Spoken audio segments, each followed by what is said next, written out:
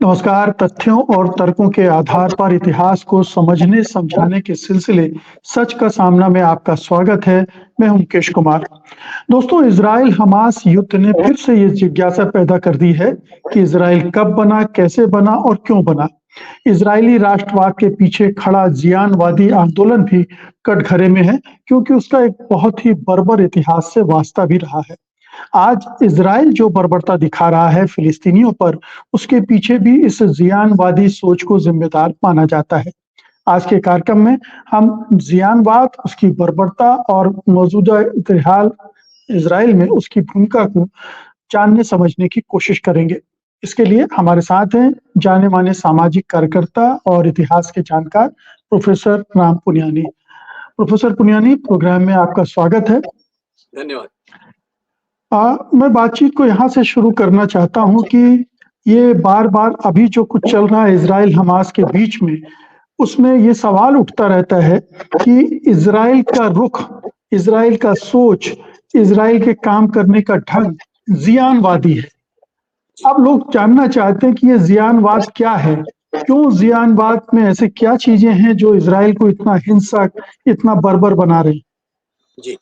अगर आप अनुमति दें तो मैं थोड़ा इतिहास से चालू करूँगा कि प्लीज़। पहले तो यहूदी धर्म जुडाइज़्म जो शुरू हुआ, वो ईसा पूर्व 6वीं से 5वीं शताब्दी के बाद वहाँ शुरू हुआ और इसने अब्राहम और मोसेस इनको अपना पैगंबर माना और एक देववाद में विश्वास किया। उस समय जैसा आप जानते हैं कि वहाँ बहुदेववाद के पगान लोग जो प्राथमिक लोग रहते थे, तो पहले तो उन लोगों को सही नहीं लगा कि ये जुडाइज़्म एक ईश्वर में विश्वास रखता है और उनके जो पुराने ईश्वर हैं उनमें विश्वास नहीं रखता। फिर दूसरा क्या हुआ, इसके बाद इन्हीं यहूदियों में से जीसस क्राइस्ट आए, ईसाई धर्म का उदय हुआ और ईसाई धर्म के उदय के बाद ये जुडाइज़्म भी चलता रहा।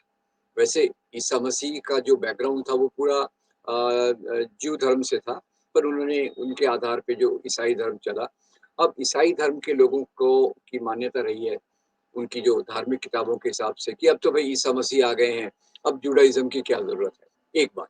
दूसरा, उनको ये भी लगा कि भाई ये यहूदियों ने ही ईसा मसीह को मारा था।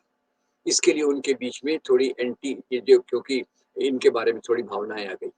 तो 2 चीज़ें मैं यहाँ पहले बता दूँ कि सेमिटिज़्म जो जुडाइज़्म से जुड़ा हुआ है, सेमिटिज़्म कुछ मैं अंग्रेज़ी शब्दों का इस्तेमाल करूँगा, उनका हिंदी अनुवाद मुश्किल है।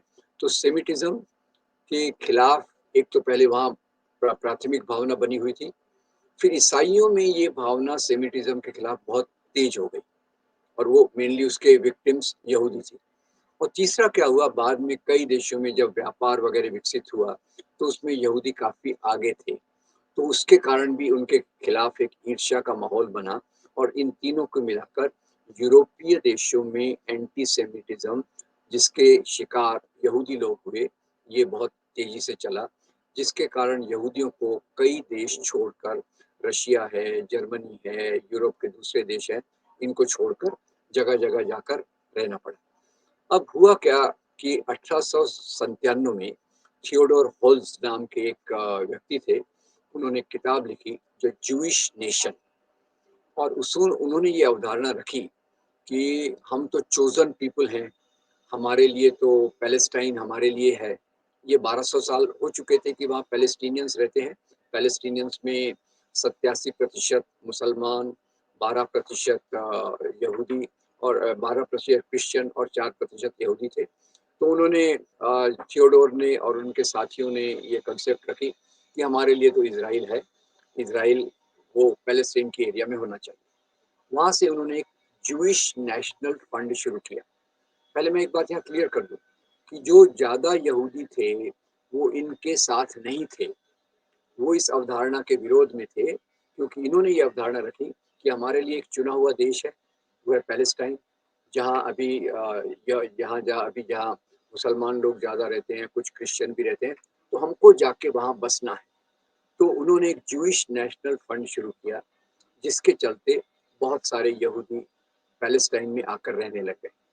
पैलेस्टाइन पहले ओटोमान के कंट्रोल में था, फिर अंग्रेज़ों के कंट्रोल में आया और अंग्रेज़ों के कंट्रोल में जब आया, तो उन्होंने इस प्रकार के इमिग्रेशन को प्रमोट किया। इस प्रकार के इमिग्रेशन को प्रमोट किया, तो उससे यहूदियों की संख्या इस क्षेत्र में बढ़ती गई। मैंने आपको शुरू में बताया कि 1200 साल से पैलेस्टीनियंस थे। पैलेस्टीनियंस का एक जो मिला-जुला संस्कृति थी, मुसलमान भी थे, यहूदी भी थे, क्रिश्चियन भी थे। अब यहूदियों का वर्चस्व बढ़ना लग गया और इसी बीच ओटोमन एम्पायर से पैलेस्टाइन आ गया ब्रिटेन के कब्जे में। अब बात आती है द्वितीय महायुद्ध में। द्वितीय महायुद्ध में हिटलर ने जो पूरा अत्याचार किया, पूरा जो फाशिज्म बढ़ाया, वो यहूदियों को टारगेट करके बनाया कि उसने यहूदियों पे पूरे दोष लगाए कि यहूदियों के कारण फर्स्ट वर्ल्ड वॉर में जर्मनी हारा, यहूदियों के कारण हमारा शोषण हो रहा है, और पूरी तरह से यहूदियों को टारगेट किया गया, जिससे 60 लाख यहूदी तो मारे गए और लाखों यहूदी वो एक क्षेत्र छोड़कर चले गए, उसमें कई पैलेस्टाइन में भी आए। अभी क्या होता है, द्वितीय महायुद्ध के बाद 1947 में यहूदियों की संख्या बढ़ जाती है। ब्रिटेन इसको ओवरसी कर रहा है, तो ब्रिटेन यहूदियों के लिए एक अलग देश इजराइल बनाने की बात करता है और इसमें यूनाइटेड नेशंस का सैंक्शन भी लेता है, क्योंकि पाश्चात्य देशों का प्रभुत्व था। तो जो पैलेस्टीनियन का था, उसको अभी दो भागों में बांट देते हैं। एक भाग इजराइल जो यहूदियों के लिए रहेगा और दूसरा भाग पैलेस्टीनियंस के लिए। अब उसमें अन्याय की बात ये हुई कि यहूदियों के पास यहूदी वहाँ 30% थे और उनके पास 60% जमीन थी, बाकी पैलेस्टीनियंस के पास पूरी जमीन थी। तो अभी जो फैसला ये हुआ कि यहूदियों को 55% जमीन दे दी गई और वो 30% थे। तो यहाँ से अरब जो पैलेस्टीनियंस में था, एक प्रकार का असंतोष था। तो उसको यहूदी लोग, इजरायली लोग अपना आज़ादी का दिवस मानते हैं और पैलेस्टीनियंस उसको अपना तबाही का दिन मानते हैं। एक ही दिन है, दो प्रकार से देखा जाता है। अब इसके बाद हुआ कि ऐसा कि अब यहाँ आके यहूदियों ने वही नीतियां अपनाना चालू किया इनके खिलाफ, पैलेस्टीनियंस के खिलाफ, जो हिटलर ने इनके खिलाफ अपनाई थी। जी, हम इस पे लौटते हैं प्रोफेसर पुनियानी, लेकिन मैं कुछ चीज़ें ऐड करना चाहता हूँ। एक तो ये कि यहूदियों की दुनिया भर में जहाँ-जहाँ वो गए, वहाँ-वहाँ उनके प्रति एक नफ़रत का भाव था। उनका उत्पीड़न हो रहा था रूस में, यूरोप में। ईसाइयों की नज़र में वो बहुत कमतर माने जाते थे। वो उन्हें पैरासाइट और जाने किन-किन तरह से संबोधित करते थे। उनका घेटवाइज़ेशन हुआ था और वो एक जिसकी वजह से उनके मन में ये भावना पनपी कि हमारा एक देश होना चाहिए। और आपने जो ज़ियान बात कहा, ज़ियान नाम की एक पहाड़ी है इज़राइल में, जिसको केंद्रित करके ये वो अपना होमलैंड बनाना चाहते थे, अपना देश बनाना चाहते थे और वहाँ से ज़ियानवाद शुरू हुआ। तो 1897 के बहुत पहले से ये भावना पैदा हो रही थी और आपने ठीक कहा कि बहुत सारे यहूदी ये नहीं चाहते थे। 1917 में ब्रिटेन ने यहूदियों की मदद लेने के लिए, क्योंकि यहूदी धनवान थे, ओटोमन एम्पायर के खिलाफ लड़ाई के लिए उन्होंने उनको वादा कर दिया कि आपका होमलैंड हम बनाएंगे। और फिर जब उन्होंने ओटोमन एम्पायर पर कब्जा कर लिया, तो उनका ये राष्ट्र उन्होंने बना दिया। तो इसको एक तरह से ये भी करके देखा जाता है कि यूरोप ने अपना अपना सिरदर्द मिडिल ईस्ट में ट्रांसफर कर दिया। जी, मैं उसी पे आ रहा कुछ था। जी जी ये मैं आपने बहुत अच्छा इसको ऐड किया है। मैं इस बात पे आ रहा था, जब जर्मनी में यहूदियों पे उत्पीड़न हुआ, तो जर्मन लोग जाना चाहते थे इंग्लैंड और दूसरे यूरोपीय देशों में, उन्होंने वहां आने से मना कर दिया। उन्होंने अपने देशों में इनको नहीं लिया और ये लोग इधर आए, इजराइल, जिसको अभी बाद में इजराइल बनाया। तो यहाँ ब्रिटेन की इसमें जो नीति बहुत स्पष्ट थी, ये सिरदर्द हमको अपने यहाँ नहीं चाहिए, पर इनका उपयोग करके हम वेस्ट एशिया में एक ऐसा देश बना सकते हैं जो हमारे समर्थन में चलेगा और जो अरबों के खिलाफ हम जिसका इस्तेमाल कर सकते हैं। तो यहाँ अंग्रेजों की जो दो मुही नीति रही थी, वहाँ भी उस समय मैकमोहन थे जिन्होंने यहूदियों पे एक बात लिखी और ओटोमन एम्पायर को दूसरी बात लिखी। ये मैकमोहन वही थे जिन्होंने McMahon line, China India border की जो मैकमोहन लाइन है, ये वही थे। तो उन्होंने वहां भी वही खेल खेला और यहाँ भी वही खेल खेला। अब जब यहाँ यहूदी ज्यादा आने लग गए तो उनको समर्थन ब्रिटेन ने पूरा दिया और उसी के कारण इज़राइल बना। उसमें फिर उन्होंने जेरूसलम और बेथलेहम को इंटरनेशनल कंट्रोल में रखा शुरू में कि भाई वहाँ जो पवित्र स्थान है उसको क्रिश्चियन भी मानते हैं, मुसलमान भी मानते हैं, यहूदी भी मानते हैं, तो उसको एक इंटरनेशनल क्षेत्र रखा गया। बाकी उसका इस प्रकार से डिवीजन हो गया। अब इसके बाद जो युद्ध हुआ इज़राइल, क्योंकि अब अरबों में असंतोष बहुत था, वो अपना असंतोष व्यक्त करना चाहते थे, रेजिस्ट करना चाहते थे और इसके सबसे पहली बार जो इज़राइल ने, एक तो उनकी नीतियाँ बहुत क्रूर थी यहूदियों के प्रति। आपने बिल्कुल सही कहा कि यहूदियों ने बहुत सफ़र किया, उसके मैंने कारण भी बताए कि उनके खिलाफ जो एक प्रकार की भावनाएं जुड़ी हुई थी। बाद में एक व्यापारिक ईर्ष्या भी आ गई थी क्योंकि कई यहूदियों ने व्यापार में बहुत सफलता प्राप्त कर रही थी। तो 3 फैक्टर्स मैंने बताए जिसके कारण यहूदियों के खिलाफ उनके एक व्यापार करने के ढंग को लेकर भी वहाँ ये था, जैसे टिपिकल जो बनियाटिक सोच होता है, चमड़ी जाए पर दमड़ी न जाए, और शोषण और उस अत्याचार के को लेकर इसीलिए बहुत सारे जो लोग जातिवाद या इस तरह के विभाजन में विश्वास नहीं करते हैं, उन्होंने भी यहूदियों की आलोचना की। जैसे मार्क्स ने वो यहूदियों के चरित्र का जो विश्लेषण किया है वो एंटी सेमिटिक माना जाता है, लेकिन जी, वो वास्तविकता के भी करीब था। जी पर एक इसमें मज़ेदार बात ऐड कर दूँ, मार्क्स खुद एक यहूदी थे, जी आइंस्टाइन भी यहूदी थे। इनमें ऐसे बहुत महान-महान शख्सियतें भी हो गई हैं, तो मैं इनको जनरलाइज़ नहीं करना चाहूँगा। मुख्य मुद्दा क्या चालू होता है कि ये यहूदी जो हिटलर का अत्याचार सहन करते हैं, उनको यूरोप के देश शरण नहीं देते, तो वो ज़्यादातर फिर पैलेस्टाइन में आते हैं और यहाँ फिर जब इज़राइल बन जाता है, तो इज़राइल लगातार पैलेस्टीनियंस की ज़मीन पे कब्ज़ा करने की बात करता है। पहला युद्ध हुआ तो इसकी जो ज़मीन पहले यूनाइटेड नेशंस ने 55% तक लिमिट रखी थी, वो बढ़कर आज 70%, 80%, 90% ये लगातार बढ़ती गई। तो इनके पैलेस्टीनियंस के बीच में जो, तो एक तो इन्होंने, इज़राइल ने एकदम बिल्कुल क्रूर पॉलिसी रखी, क्रूर, उसको मैं यही कहूँगा, उससे कुछ कम नहीं था। उनके लिए, पैलेस्टीनियंस के लिए कोई दया नहीं था, कोई रहम नहीं था, उनको उन्होंने बिल्कुल क्रूरता से किया। और सबसे पहले युद्ध में, ये बात बड़ी महत्वपूर्ण बात है, जी 14 लाख पैलेस्टीनियंस बेघर-बार हो गए। और मैं इस बात को इसलिए याद रखता हूँ कि जो 14 लाख पैलेस्टीनियंस बेघर-बार हो गए, उसी में से पहला एक आतंकवादी ग्रुप नाराज़गी के कारण बना और उसमें एक लैला खलीद नाम की लड़की थी, अगर आपको याद हुआ हो। उसने बिल्कुल। गोलन केव्स में जाकर इज़राइलियों पर हमला किया, जिन्हें उनके फ्रस्ट्रेशन का, उनकी निराशा का लेवल इतना बढ़ गया। खैर, बाद में चलकर, मैं थोड़ी बात पूरी कर रहा हूँ, बाद में चलकर फिर यासर अराफत ने आकर इसको एक बहुत अच्छा मोड़ देने की कोशिश की। पर यासर अराफत जो शांतिपूर्ण तरीके से इसका हल करना चाहते थे, उनको बाईपास कर दिया गया और फिर हमास का विकास हुआ। हमास ने पूरे युद्ध के तरीके से इसका मुकाबला करने की कोशिश की। बाद में हमास सत्ता पे भी आया, पर उसको रिकॉग्नाइज़ नहीं किया गया। तो ये सब चीज़ों में ज़ायोनिज़्म की हाँ, हम जो बात कर रहे हैं, लेकिन ज़ायोनिज़्म। प्रोफेसर प्रोफेसर जी, पुनियानी, यहाँ पर मैं कुछ चीजें और ऐड करना चाहूंगा जी, कि इज़राइल जब बना तो उसके बाद जो आपने कहा कि क्रूर था, उसकी पॉलिसी बहुत ही बर्बर थी। उन्होंने फिलिस्तीनियों के गांव साफ किए, वहां से फिलिस्तीनियों को मार काट करके भगाया, हत्याओं का एक लंबा सिलसिला चलाया, नरसंहार किए। जी। और ये जो जियानवाद है, जिसको मैं चाहूंगा कि आप थोड़ा और एक्सप्लेन करें, जो ज्यूज नेशनलिज्म है, राष्ट्रवाद है, किस तरह से अंध राष्ट्रवाद हिंसक राष्ट्रवाद में तब्दील हुआ और इसने क्या क्या गुल गुल खिलाए। जी, ये ज़ायोनिज़्म जो है, एक वास्तव में देखा जाए तो इसकी समानता काफ़ी तौर से आप फ़ाशिज़्म की राजनीति से देखते हैं। जहाँ लोकतंत्र नहीं होता और जहाँ एक धर्म के नाम पर पूरी बर्बरता से राजनीति को समाज पे लादा जाता है और उस समाज में जो अल्पसंख्यक होते हैं, उनको किसी प्रकार का कोई अधिकार नहीं होता। समाज का एक वर्ग पूरे इस पर वर्चस्व के आधार पे राज्य करता है। तो ज़ियानवाद जो है, वो, उसका जुडाइज़्म से कोई लेना-देना नहीं है। उसका जूं धर्म से कोई लेना देना नहीं है। ये उसी प्रकार की राजनीति है जो कई देशों में धर्म के नाम पर आई।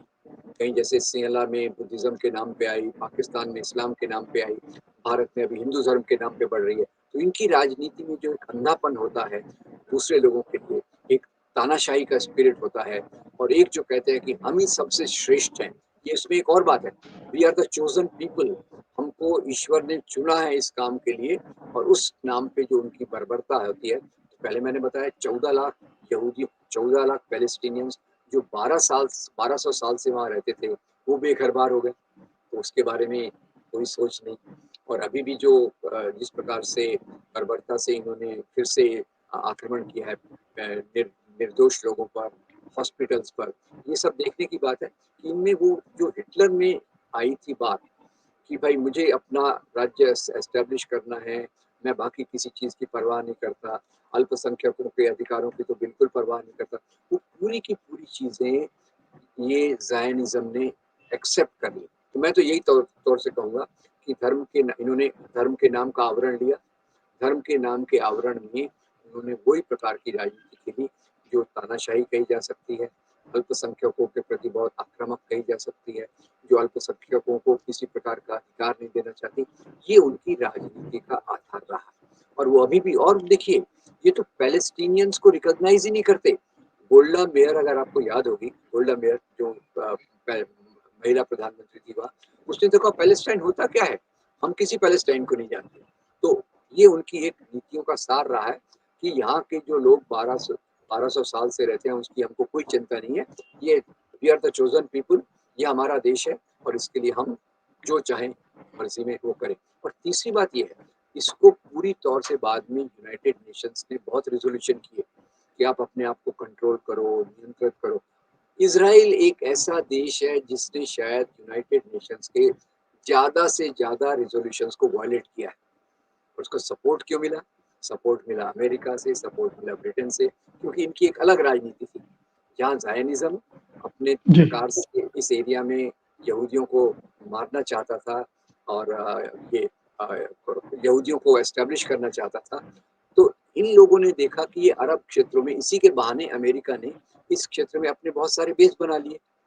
तो तेल के जी, जी। की तो एक उसी प्रोफ़ेसर पुनियानी क्या क्या हमें ये जो अभी बेंजामिन नेतन्याहू की सरकार है या उनकी पार्टी है लिकुड पार्टी के स्थापक जो रहे हैं, वो ज़ियानवादी थे, ये ज़ियानवादी हैं।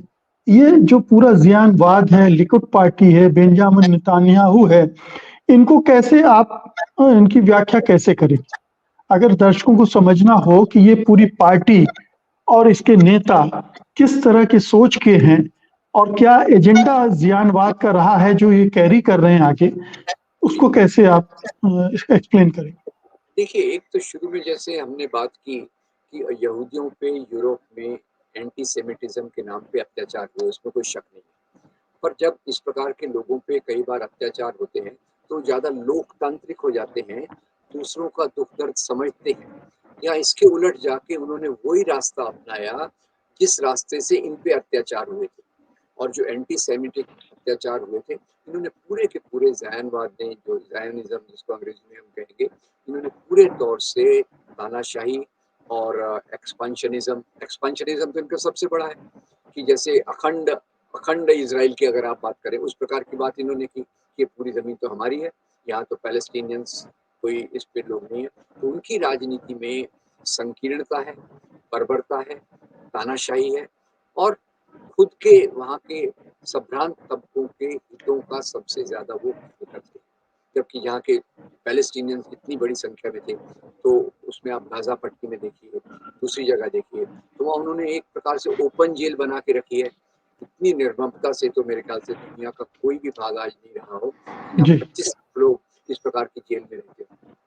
हाँ, प्रोफ़ेसर पुनियानी लेकिन मज़े की बात ये है कि इज़राइल में भी ज़ियानवादी अल्पमत में है बेसिकली। राइट, ज़ियानवादी कई तरह के ज़ियानवादी हैं, लिबरल ज़ियानवादी भी हैं और कुछ तो इसको बिल्कुल सिरे से ख़ारिज करते हैं। इस करेक्ट। पूरी विचारधारा को, इसको मानने वालों को। और लिकुड पार्टी कभी अपने दम पर बहुमत लेके सत्ता में नहीं आई है, जहाँ तक मेरा ख़्याल है। मुझे ठीक से जानकारी नहीं, लेकिन उसको पूरी जनता का, इज़राइल की जनता का सपोर्ट ऐसे मौकों पर भले मिल जाए जब हमला हो रहा है, लड़ाई हो रही है, अन्यथा उन्हें सपोर्ट नहीं मिलता है। देखिए, आपने बिल्कुल सही कहा कि अभी नेतन्याहू की सरकार को भी खतरा था।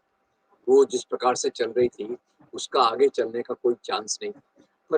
इस प्रकार की घटना जब हो जाती है, जब हिंसा करवाई जाती है, तो इस प्रकार की पार्टियों की पकड़ समाज पर मजबूत हो जाती है। ये आपने बिल्कुल सही कहा और ये बात आपने बिल्कुल अच्छी और भी बिल्कुल सही कही कि ज़ियानवादी यहूदियों में मेजॉरिटी टेंडेंसी नहीं है।